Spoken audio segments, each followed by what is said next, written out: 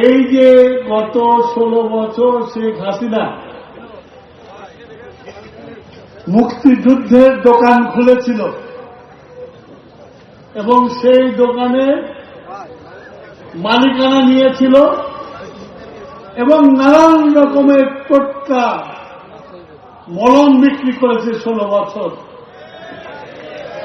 ইতিহাসকে বিকৃতি করে মুক্তিযুদ্ধকে তার বাবার এবং তার ভ্যানিটি ব্যাগের সম্পদ বানিয়েছিল। কিন্তু ইতিহাস কি তাই বলে? এখন এই যে আমরা 16 বছর আন্দোলন করেছি এবং শেষ পর্যন্ত 5ই আগস্ট বৈষম্য বিরোধী ছাত্র আন্দোলনে জন আন্দোলনে রূপান্তরিত হয়। গণ অভ্যুত্থানের পরে আওয়ামী লীগ 4 আগস্ট পর্যন্ত গাছের পাতাও আওয়ামী লীগ ছিল,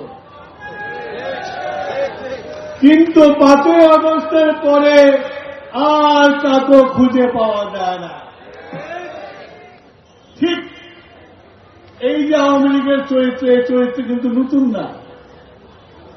আমরা 15ই আগস্ট এত বড় একটা হত্যা হয়েছিল, এত বড় একটা নির্দয় হত্যা হয়েছিল।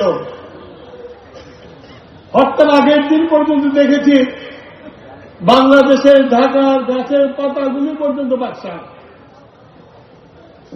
যে 15 আগস্ট হল কাকে খুঁজে পাওয়া যাচ্ছে না, তার নেতার লাশ পড়ে থাকলো 32 নম্বরে, কেউ দেখতে আসতো না, সব পালায় গেছে।